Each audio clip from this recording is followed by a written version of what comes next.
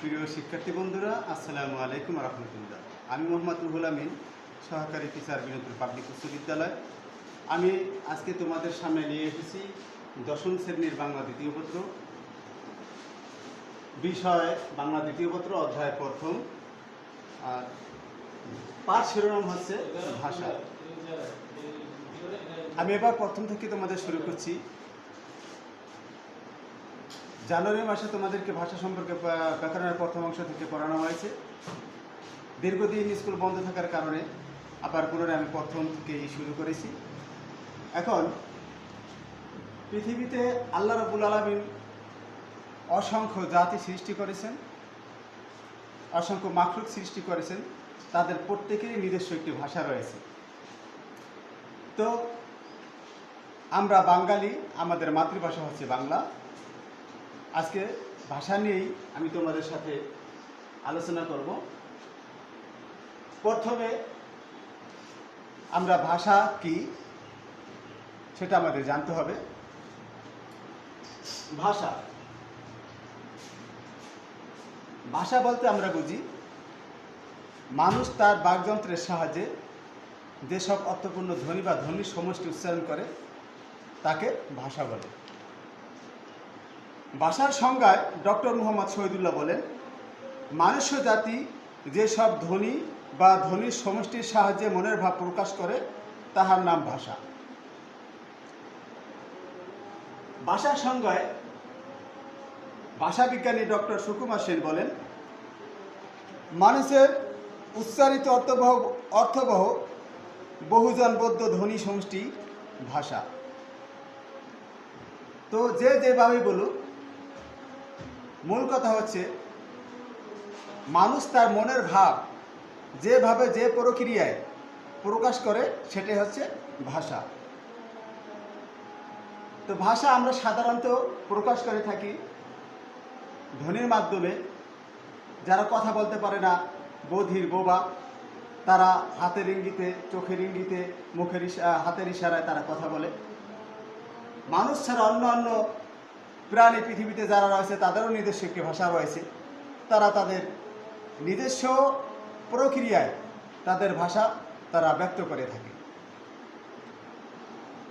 প্রিয় শিক্ষার্থীরা, তাহলে আমরা ভাষা সম্পর্কে সংজ্ঞা জানতে পারলাম এটাই, যে মানুষ তার বাকযন্ত্রের সাহায্যে যেসব অর্থপূর্ণ ধ্বনি বা ধ্বনি সমষ্টি উচ্চারণ করে তাই হচ্ছে ভাষা। ভাষা দুটি রূপ রয়েছে, একটি হচ্ছে কথ্য রূপ, আরেকটা হচ্ছে লেখ্য রূপ। কথ্য রূপ বলতে আমরা কি বুঝি? মানুষের মুখে মুখে দৈনন্দিন জীবনযাপনে ব্যবহৃত ভাষাই হচ্ছে কথ্য রূপ। অর্থাৎ আমরা মানুষ বিভিন্ন অঞ্চলে, বিভিন্ন গ্রামে, বিভিন্ন শহরে আমরা বসবাস করি। সব এলাকার ভাষা একরকম নয়। মানুষ যে সমস্ত কথাবার্তাগুলি, যে সমস্ত ভাষাগুলি নিজের এলাকা ভিত্তিক প্রয়োগ করে থাকে তাই কথ্যরূপ বলা যায়। লেখ্যরূপ হচ্ছে সাহিত্যে ব্যবহৃত হয়। লেখ্যরূপের সংজ্ঞা ডক্টর সুনীতি কুমার চট্টোপাধ্যায় বলেছেন, সাধারণত গদ্য ও সাহিত্যে ব্যবহৃত বাংলা ভাষাকে সাধু ভাষা বা সাধুরূপ বলা হয়। লেখ্যরূপ দুই প্রকার, একটা চলিত রূপ আর একটা সাধুরূপ। সাধারণত মুখের ভাষারই একটি পরিমার্জিত রূপ হচ্ছে চলিত রূপ। আর সাধুরূপ এর সংজ্ঞা ডক্টর সুকুমার সেন বলেছেন, সাধারণত গদ্য সাহিত্যে ব্যবহৃত বাংলা ভাষাকে সাধু ভাষা বলে।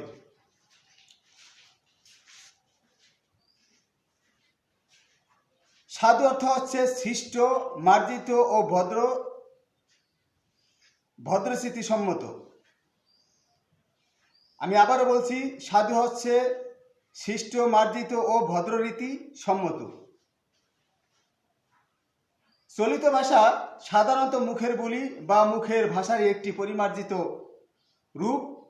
মুখের বুলির মধ্যে যে রীতিটা সর্বাপেক্ষা শ্রুতিমধুর এবং দোষমুক্ত তাই চলিত ভাষা। তাহলে এই ভাষা সম্পর্কে আল্লাহ পাক পবিত্র কুরআনে বলেছেন, আর রহমান আল্লামাল কুরআন খলাকাল ইনসান আল্লামাহুল বায়ান। দয়াময় মেহেরবান আল্লাহ, যিনি কোরআন শিক্ষা দিয়েছেন এবং কথা বলা শিক্ষা দিয়েছেন। তাহলে ভাষা হচ্ছে একজন আরেকজনের মাধ্যমে আদান প্রদানের একটি অন্যতম রূপ। আর এগুলি আমরা বাকযন্ত্রের সাহায্যে করে থাকি, হাতের ইশারায় করে থাকি, চোখের ইশারায় করে থাকি। মূলত একমাত্র আমাদের মনের ভাব প্রকাশ করার জন্য আমরা বাকযন্ত্রের সাহায্যেই উচ্চারণ করে থাকি, ভাষা বলে থাকি। প্রিয় শিক্ষার্থীবৃন্দ, আমি তোমাদেরকে ভাষা সম্পর্কে ভাষার সংজ্ঞায়িত করলাম এবং ভাষা কত প্রকার সে বিষয়ে আমি সংজ্ঞায়িত করেছি। আগামী ক্লাসে আমি তোমাদেরকে সাধু এবং চলিত ভাষার বৈশিষ্ট্যগুলি আমি তোমাদের সামনে উপস্থাপন করব। সর্বোপরি তোমাদের সুস্বাস্থ্য কামনা করি। আর বর্তমান সমাজে স্কুল বন্ধ থাকার কারণে তোমরা অধিকাংশ শিক্ষার্থী বিভিন্ন অপরাধে জড়িত হয়ে পড়েছে। তোমাদের আশেপাশে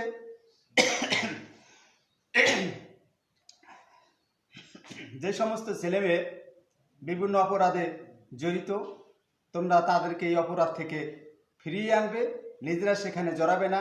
আর আরেকটা বিষয় হচ্ছে, যেহেতু স্কুল পরবর্তী নির্দেশনা না দেওয়া পর্যন্ত স্কুল বন্ধ থাকবে।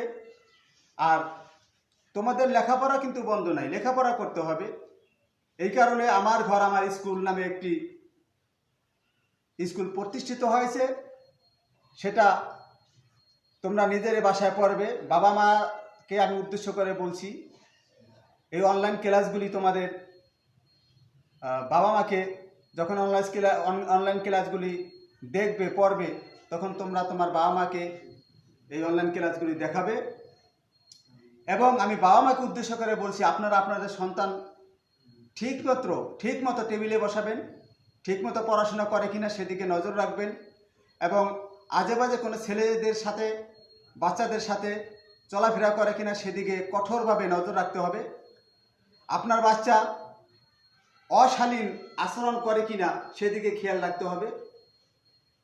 এক কথায়, যেহেতু স্কুলমুখী না, আমাদের অনেক দূরে ছেলেমেয়েরা রয়েছে, এই কারণে সমস্ত দায়িত্ব আপনাদেরই। আপনারা সেভাবে আপনার সন্তানকে কমপক্ষে টেবিলে বসিয়ে রাখতে হবে এবং ঠিকমতো পড়াশোনা করে কিনা সেদিকে নজর রাখতে হবে। আমি সকলের সুস্বাস্থ্য কামনা করে আমি আমার সংক্ষিপ্ত ক্লাস শেষ করছি। ওয়া আখিরু দাওয়ানা আলহামদুলিল্লাহি রাব্বিল আলামিন। আসসালামু আলাইকুম।